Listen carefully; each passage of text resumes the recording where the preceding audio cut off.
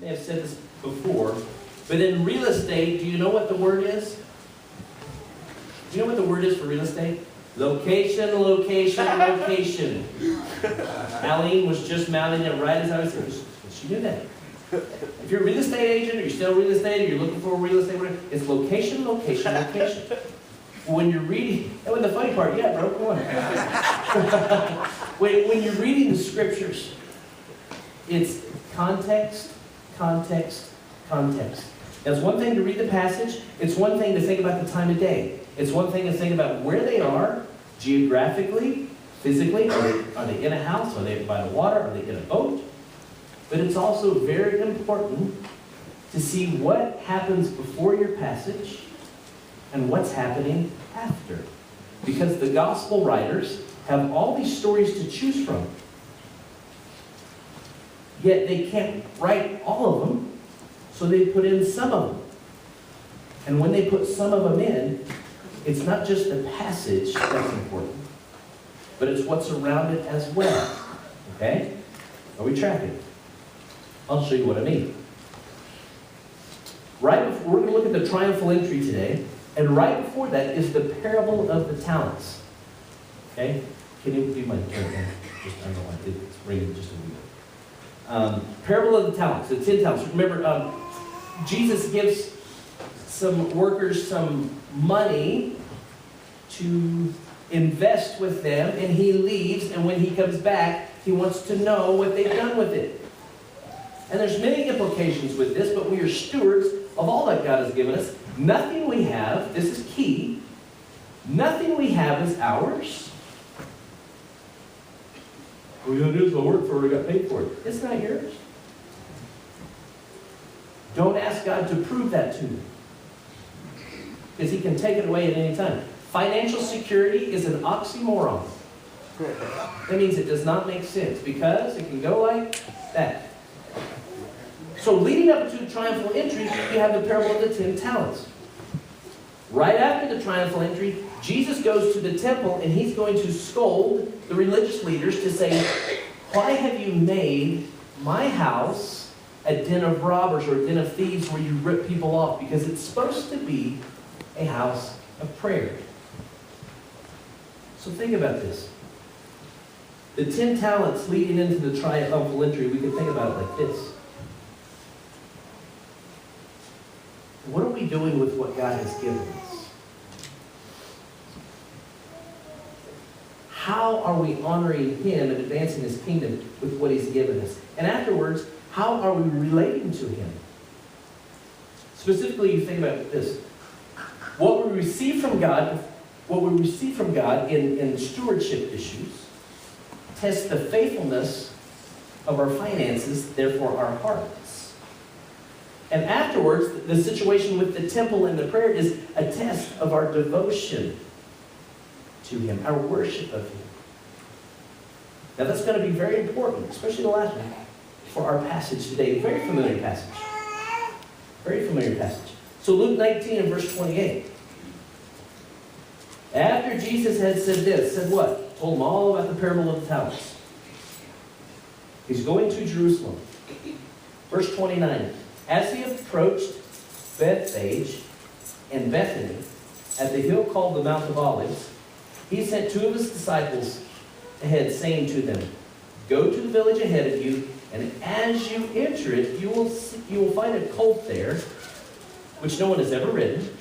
You're to untie it and bring it here. If anyone asks you why you're untying it, tell him the Lord needs it. Those who were sent ahead went and found it just as he had told them. As they were untying the colt, its owners asked them, why are you taking our colt? Why are you untying it? They replied, the Lord needs it. Pause. Let's understand this. Think to yourself. Jesus is going to come into Jerusalem. What does it matter what he was writing? What does it matter that he was able to send his disciples ahead and they could find things exactly as he told them? Well, first, it shows that Jesus knows exactly what's going to happen. You guys are going to go into this town. And as you enter the town, there's going to be a little colt there. It's going to be tied up. If I came to your house in the morning, it's Monday morning, and knowing we all love Monday mornings, right? And I said, hey, when you get to the first stoplight, there's going to be such and such colored car over here. There's going to be a green car here and a yellow car here. I want you to wave to that person. That person's probably going to do some unkind sign language because you're driving. And then when you get to work, this is going to happen, this is going to happen, this is going to happen. You're going to be like, whoa. Can you tell me the winning numbers next week? Or can you tell me how the Broncos are going to? That's what you want to know. Why does Luke include this? Here's why. Because Jesus knows what's going to happen. What's following the triumphal entry? The Last Supper, and then what? Crucifixion. Jesus knows what is coming. But he still is faithful to follow right into it. See, this is why we as Christians, we as people, we're not supposed to go to fortune tellers and palm readers and read the stars and try to find out the future. Because we would go crazy. And we're supposed to trust God day by day. I want you to see that Jesus knows what is coming. He knows the cross is coming. But because of his love for the Father and his love for us, he does not shy away. He walks straight towards. Secondly, the fact that he knows what's going to happen means that we can trust him. Even though you don't know what this afternoon or tomorrow holds, he does. He can see around the corners that we can't. He is trustable. He is good. He's always good. Now, we have opinions on how he could be better in our lives. Hey, if he gave you this. No. He's always good and he's always right. The fact that Jesus knows what's going to happen, you can trust him. You can't see the future, but he can. He's trustable. God is trustable. Now, let me ask you one more thing. Does it matter that Jesus rode on a donkey? Actually, it does. Because hundreds of years earlier, a minor prophet named Zechariah said this in Zechariah 9:9. Just read it. You can go back and jot it down and go read it later. Rejoice greatly, O daughter of Zion. Shout, daughter of Jerusalem. That's where he's going into. See, your king comes to you righteous and having salvation, gentle and riding on a donkey. And God told Zechariah that hundreds of years before, that the one bringing salvation would be riding on a donkey. It had to happen that way to fulfill the prophecy. It adds validity to the reality and the truth of Jesus. Again, you can trust him. The cross wasn't a surprise to God or to Jesus. He willingly, lovingly went there in obedience to the Father to honor him first and to save us from our sins second. Well, let's read on in verse 35. So, regarding the colt, they brought it to Jesus. They threw their cloaks on the colt, and they put Jesus on it. As he went along, people spread their cloaks on the road.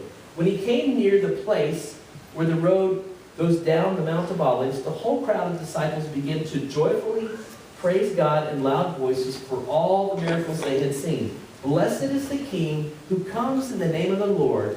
Peace in heaven, glory in the highest. Now, this is subtle. But there's significance here by their location. Yes, he's coming into Jerusalem, but he specifically passes a certain place, which is what? Did you read it? The Mount of Olives. Why is that important? Think about a mountain. Up here, the Mount of Olives. At the base of that is a garden called the Garden of Gethsemane. And it's significant that Jesus rides past it, because in a few days, he's going to be wrestling with the Father in prayer to the point of sweating drops of blood. He even says, and I love this part, it sounds very human, still divine, but human. If there's another way that this cup could pass through, Father, if there's a different way this could happen, but it's not what I want, it's what you want. What an example to us. I'm working on this with my children. It's not what we want, it's what you want. Because Father knows best. If we can engraft that kind of thinking into our lives, let me think first. It's not about what I want, it's what the Father wants. What's going to honor Him, not what's going to satisfy me. Do you see that Jesus lived that life? If there was a different way that He didn't have to have nails through His wrists and through His feet, it might have been a little easier, huh? But Jesus wasn't concerned with comfort or what's easy. He was concerned with what's best and what glorifies the Father. Our culture is slowly eroding us towards what's easy. We don't like discipline. No one likes to get up early. Definitely don't push yourself. Don't sacrifice. Jesus is a model of what it looks like. Without regard to Himself, He gave His life for us. This is the season we're celebrating. When Jesus rides in on the donkey, they say, "Blessed is the King who comes in the name of the Lord. Peace in heaven and glory on the highest." This is why we celebrate Palm Sunday. Woo, Jesus! Everybody's excited for Jesus on Palm Sunday. Put their cloaks down, excited. Now, this is a crowd of disciples who start singing. It's probably a crowd of disciples in a larger crowd, as you'll see in a moment. But let me mention this point right now. We're in danger of being the bad part of the story right now as you listen. All of us. That we would be excited about Jesus during church. But when we get home with our family and there's conflict, we don't want Jesus anywhere around. Then when it goes time to have fun with our friends, we were excited to sing songs about Jesus on Sunday, but come Saturday night, we're not that excited. In fact, I could illustrate it like this, if you will just bear with me.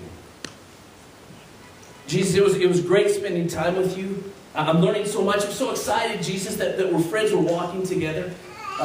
It's awesome. So I'm going to go ahead and go to bed. Got a big day tomorrow, so I'll see you in the morning, Jesus, okay? Next day. Would love to, Jesus. Would love to have that talk. I'm pressed for time. I'll catch you later, okay? Got to get off to work. Hey, Jesus. Great day at work, busy. That talk, I would love to, but I got dinner plans. So I'll catch you later, Jesus, all right? I'll catch you later. We'll talk, we'll talk. I'll see you later. Saturday. Oh, no, Jesus, man, I not on purpose, I haven't avoided you. But it just kind of happened, right? They hang out now, well, geez, it's Saturday night. Well, I know church is tomorrow and we could get ready, but I got plans. I'm going to go hang out with my buddies and what? No. You need to wait here. You wouldn't quite fit in with my friends, Jesus, okay? I mean, we're going to be having some fun, and it's not your kind of fun, Jesus. All right, just stay here. What? Yeah, I know, but I don't know if you would like my friends, and I don't really know if you'd like what we're doing. So I'm just asking you to stay here. Just stay here, I'll talk to you. Tomorrow's Sunday, I'll talk to you tomorrow, okay? How's that? Sunday's your day, talk to you tomorrow. What? Jesus! I told you Sunday's your day, stay off my back. I don't want you at this part of my life. Not at this part. Just stay here. Let me have a little fun. What? Dadgummit, Jesus! I told you to stay here! Just stay there. I'll talk to you on Sunday.